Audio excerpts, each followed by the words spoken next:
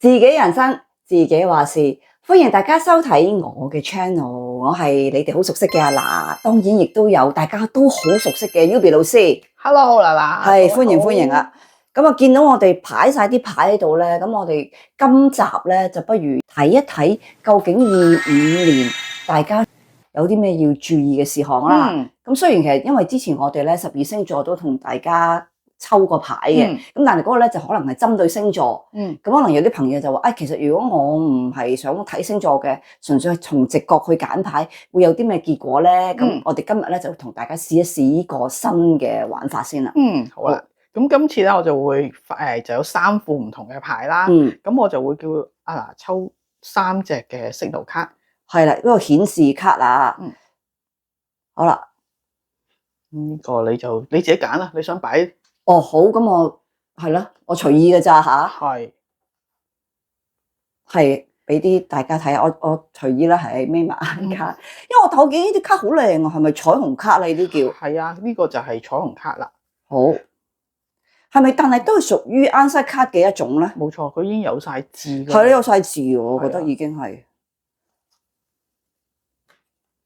好啦，咁大家可以因應翻你哋自己有感覺嘅嗰張牌啦，咁有啲朋友可能會睇字嘅，咁亦都有啲朋友可能睇顏色啊、睇構圖啊嘛，又係任君選擇，色隨尊便啊。老師咁點啊？又係我代抽啊？梗係啦，係好，梗係添啊！真係由頭到尾都係由你代抽會比較公平啲啊！好，呢一副咧係我哋呢一排時時見到嘅，就我哋叫 O 卡啦。係啦，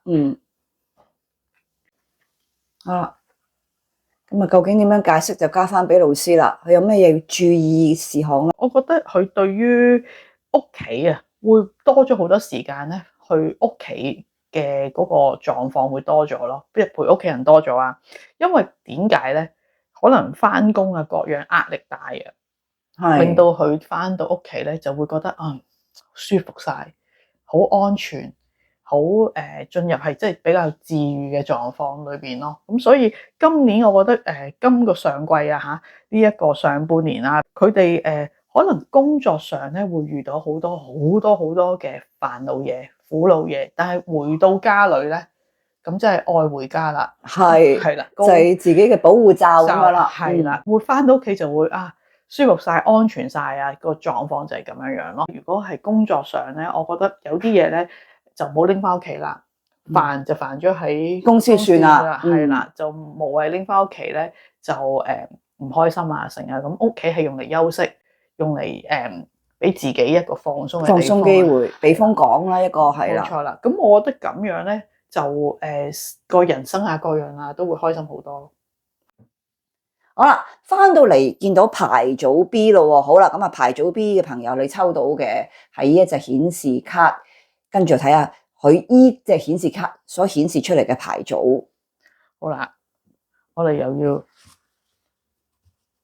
嗱同宇宙共事啦，幫牌組 B 嘅朋友抽啦3隻。好，即係每次抽親呢真係有壓力，我唔知點解咧，真係。唔好壓力，係唔使壓力。頭先都抽得幾好啊！希望啦，希望唔好俾人鬧啦，唔好啲觀眾留言鬧我啦。好。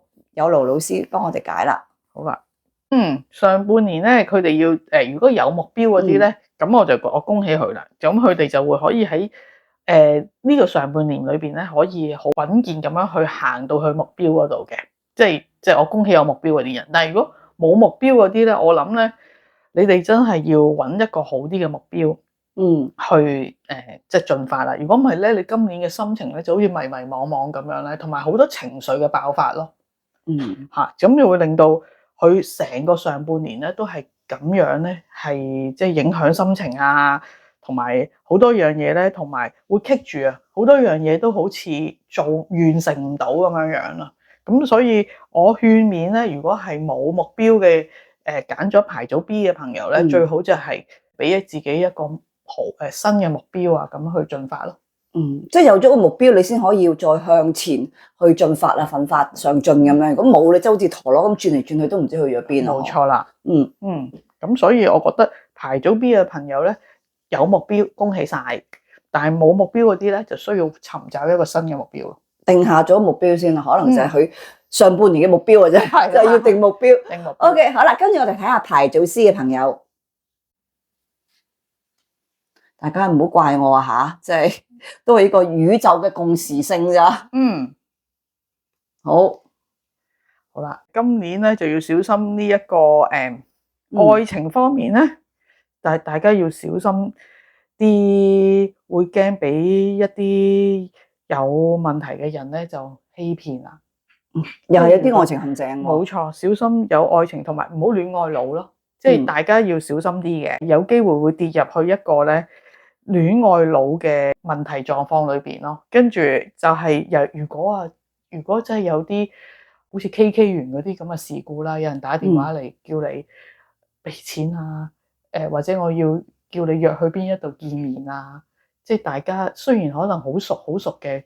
即係講嘢嘅時候可能好熟啦，即係可能即係純粹係靠網絡嘅交流，好似好熟嗰啲咧，更加要打醒12分精神啊。係啦，但係唔係普通，如果大家講下傾下偈啊，大家唔係關於到錢銀嘅嘢咧，其實係冇乜問題嘅。但係如果一去到錢銀咧，仲要叫你去見面要攞錢咧，咁大家就一定要有境界。但係其他方面咧，如果講起事業方面咧，事業方面係幾好嘅喎。我覺得係揾錢方面咧，佢係比一般人更好啊嚇。即係我其實恭喜佢事業運係好好嘅，但係即係感情方面就一定要，尤其是可能係一啲 long distance 嘅感情關係咧，更加要小心啦。或者我未見過嗰個人嘅，又唔係話。一直我都識嘅，只不過我男朋友去咗外國嘅啫，咁冇問題嘅。但係，哇！你由頭到尾都係經過網絡上嘅接觸，真人都未見過，係啦，真人都未見過嘅，咁就要小心啲咯。參考咗老師嘅意見啦，咁無論你頭先剛才選擇嘅排做 A、B、C 都好啦，咁都希望你哋都可以即係平安順利兼順心咁樣去過渡嘅。咁啊，今日就玩到呢度為止先。我下一次又再請阿老師同我哋上嚟咧，玩一玩其他關於占卜嘅嘢。我哋下集見。